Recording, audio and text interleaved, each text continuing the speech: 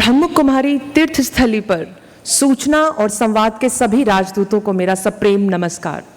और आज यहाँ पर निमंत्रण और मुझे आमंत्रण देने के लिए सरला जी, शांतनु भाई जी का मैं तहे दिल से सर्वप्रथम धन्यवाद प्रकट करना चाहूँगी।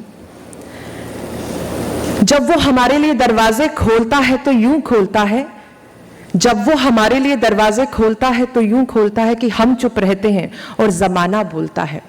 तो आज ब्रह्म कुमारी ईश्वरीय संस्थान में जितने भी हमारे मीडिया के बंधुजन यहाँ पर बैठे हैं, तो हमारी ये बात, ये पूरा जमाना एक दिन अपने मुंह से बोलेगा कि हाँ, हम सूचना के राजदूत हैं, हम संवेदनाओं के साथ लिखते हैं, एआई का इस्तेमाल भी करते हैं, लेकिन उसके साथ साथ जगत की भलाई के लिए, इस विश्व की भलाई के लिए काम भी करते हैं। इस ब्रह्म में महिला शक्ति सूचिता का सर्वोच्च अधिमान है। ब्रह्म कुमारी ईश्वरीय विश्वविद्यालय इसका जीवंत उदाहरण है। ये महिलाओं द्वारा संचालित विश्व की सर्वाधिक बड़ी संस्था है, और संस्था ही नहीं, इसके साथ साथ ही मानव मात्र के लिए काम करने वाली एक आध्यात्मिक प्रेरणा है हम सभी के लिए। यहाँ आकर आप सभी ने जो अनुभव किया होगा कि हमारा रोम रोम पुलकित हो जाता है और पुनीत भावनाएं, हमें ऐसा महसूस होता है कि हमारे चारों तरफ चल रही हैं। और यही पावन एहसास हमें ब्रह्म बाबा की ओर नजदीक ले जाता है। अभी जैसे जितने पहले स्पीकर्स आए, निकुंज भाई जी ने अपनी स्पीच में बताया था कि या तो इंस्पायर हो या इंस्पिरेशन लें। तो चूज हमें करना है कि इंस्पायर करना है या फिर इन्फ्लुएंस होना है। और डॉक्टर गुप्ता जी की बातों और उनकी जो प्रभावशाली स्पीच हमने सुनी, उन्होंने ये बताया टेक्नोलॉजी से रिश्तों को हम कैसे जोड़ सकते हैं और हम सुंदर रूप से, पहले से ज्यादा और अच्छे तरीके से कनेक्ट कैसे हो सकते हैं। एआई के इस्तेमाल की बात है। अक्सर जब भी कोई नया इनोवेशन आता है तो हमारे भीतर एक डर पैदा हो जाता है कि कहीं ये खतरनाक ना हो, हमारे घरों को ना तोड़ दे, हमारे अंदर की प्रेरणा को खत्म ना कर दे। लेकिन जब तक हम नई टेक्नोलॉजी का यूज नहीं करेंगे तो टेक्नोलॉजी हमें यूज करने लग जाएगी। हमेशा नए आविष्कारों का स्वागत करना चाहिए, लेकिन उसके साथ अपनी संवेदनाओं को, अपने आत्मचिंतन को, अपने आत्म मंथन को हम सद्भाव से, संभाव से किस प्रकार से आगे ला सकते हैं, उसके साथ उसका प्रयोग करें। अब एआई कैसे काम करेगा?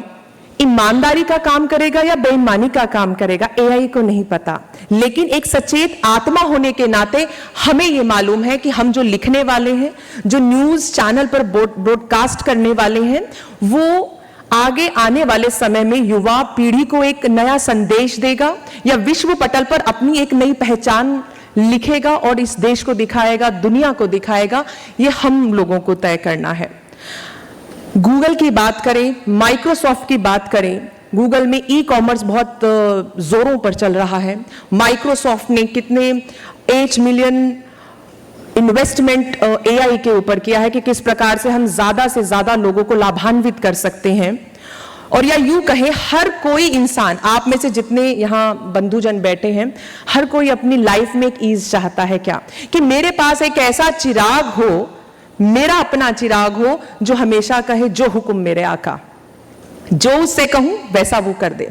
तो ऐसा ही चिराग आज के युग में हमें एआई के रूप में मिला है। ठीक है, बहुत सारी कुछ कमियां हो सकती हैं, लेकिन ये आप पर और हम पर निर्भर करता है कि हम उसका यूज कैसे करेंगे।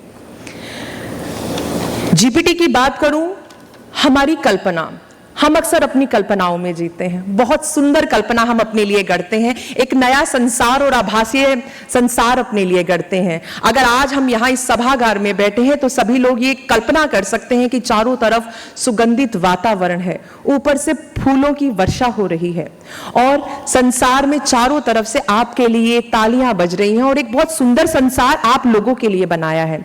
क्या इस कल्पना को, इन विचारों को आप एक रूप दे सकते हैं? आप सिर्फ कल्पना कर सकते हैं, लेकिन नए आविष्कार ने, एआई ने आपके विचारों को, आपके कल्पना को गढ़ने का काम किया है। तो डर किस चीज से रहे हैं? डरिए मत। नया आविष्कार कुछ भी होता है तो वो आपके जीवन को एक नई प्रेरणा देने के लिए होता है। ठीक है, कुछ डिसएडवांटेजेस होंगे, लेकिन सदैव नए जितने भी नवाचार हैं उनको आप स्वागत कीजिए और इतनी खुले विचारों के साथ स्वागत कीजिए कि आपके जीवन में वो नई क्रांति लेकर आए। मैं देख रही हूं मेरे सामने बहुत से युवा साथी बैठे हैं, कुछ बहुत मीडिया स्टूडेंट्स बैठे हैं। रामानंद सागर की श्री राम का जो चित्रण उसमें किया, जब पहले दौर पर रामायण चला करती थी, सन्नाटा था। आप उस आदर्श को अपने अंदर कल्पना के रूप में अनुभूति करते थे कि काश हम भी ऐसे बन सके, हम आदर्श जीवन जी सके। तो क्या ऐसी कल्पनाओं का एक रूप जो हमने गढ़ा हो, एआई उसको एक नया रूप देता है? क्या एआई का यूज करके हम इस दुनिया के अंदर एक ऐसी विचारों की क्रांति नहीं ला सकते जो युवा पीढ़ी को एक नया संदेश दे, युवाओं के लिए नया रास्ता तय करे, जिसे देखकर हर डिप्रेशन में आया हुआ बच्चा या युवा दोबारा फिर से जी उठे और जीवन जीने के लिए वापस से ललायित हो? तो एआई का यूज करके, जहां डीप फेक का नेगेटिव यूज हो रहा है इलेक्शंस में, हर जगह हम ऐसी शिक्षा प्रणाली, ऐसी तकनीकों का यूज करते हुए हमारी जो युवा पीढ़ी है उनको एक नई दिशा दे सकते हैं, जो आपकी कल्पनाएं हैं उनको एक जीवित रूप दे सकते हैं। और अगर ब्रांड प्रमोशन की बात किए जाए, एआई के थ्रू गूगल, माइक्रोसॉफ्ट और भी बहुत सारी कंपनियां प्रमोट कर रही हैं, लेकिन जब तक हम अपनी सेल्फ आत्मा को प्रमोट करना नहीं सीखेंगे, तब तक एआई का यूज हम अच्छे से नहीं कर पाएंगे। तो जरूरी है आत्मचिंतन करते हुए, पिछले वक्तव्य में भी मैंने एम्पैथी और सिंपैथी दो शब्द इस्तेमाल किए थे कि जब आप दूसरे के साथ एक सिंपैथी तो रखते ही हैं, लेकिन एम्पैथी दूसरे के स्थान पर खुद को रखकर सोचेंगे, लिखना शुरू करेंगे और उसको ब्रॉडकास्ट करेंगे, तब वो जो संवेदनाएं हैं वो एक नया रूप लेकर समाज को नई दिशा देंगी। यहाँ जितने भी सभागार में पोस्टर्स लगे हैं, मेरी आंख एक पोस्टर के ऊपर आकर अटक गई। निर्मलता ही, आप में से कोई मुझे पढ़ के बताएगा क्या लिखा हुआ है? कोई भी बच्चा, निर्मलता ही सबसे अच्छा साधन है जिससे भी मिले। आज हम यहां पर आए हैं, आप सहज भाव से, निर्मल भाव से, निर्मलता को साथ लेकर आप जो भी लक्ष्य अपने दिल में सोच कर आए हैं, अपने जहन से, अपने दिमाग से सोच कर आए हैं, यकीन मानिएगा, दिल पर हाथ रख के कह रही हूं कि आपको वो चीज 100% मिलेगी। एआई आए, आप उसका यूज करें ना करें, लेकिन जो सहज भाव से, निर्मल भाव से, जो आपने दृढ़ निश्चय कर लिया, दृढ़ प्रतिज्ञा कर ली, तो वो आप इस संसार को दे पाएंगे। पत्रकार हैं, नई युवा पीढ़ी को दिशा देने वाले हैं, तो ऐसी दिशा दीजिए कि युवा हमारे देश का परचम विश्व पर लहराएं। जहां कहीं कोई कमी है, कोई गिरता है तो उसको उठा लीजिए, गले से लगा लीजिए, दुखों को सुखों में बदलिए, लेकिन ऐसी सकारात्मकता प्रवाह कीजिए कि उसके अंदर हर किसी को स्थान मिले, हर छोटे बड़े के लिए बराबर स्थान हो। अंतिम अपनी वाणी को यहीं विराम देना चाहूंगी।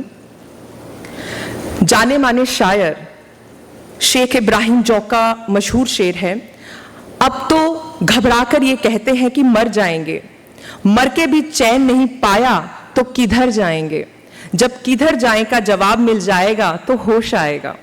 उसके लिए हमें ब्रह्म कुमारी जैसे ईश्वरीय संस्थान से जुड़कर अपनी खोज में लगना होगा, अपने स्वयं का ईश्वरीय तत्व खोजना होगा, संवेदनाओं के साथ, आत्म तत्व के साथ, आत्मबोध के साथ, और खुद के ईश्वर को ढूंढना होगा। फिर हम देखेंगे कि नीले नीले आसमान पे अंगारों के फूल गिरेंगे, क्या होगा मासूम बहारों का कलियां खा जाएंगी, डसलेगा काला नाग रात की रानी को, फिर कहां कोयल की कूक आम की, लचक जाम की झनक नाचती धनक धनक, फिर रंग भरा संसार कहां हम देखेंगे, फिर मधुर सलोना प्यार कहां हम देखेंगे। ओम शांति।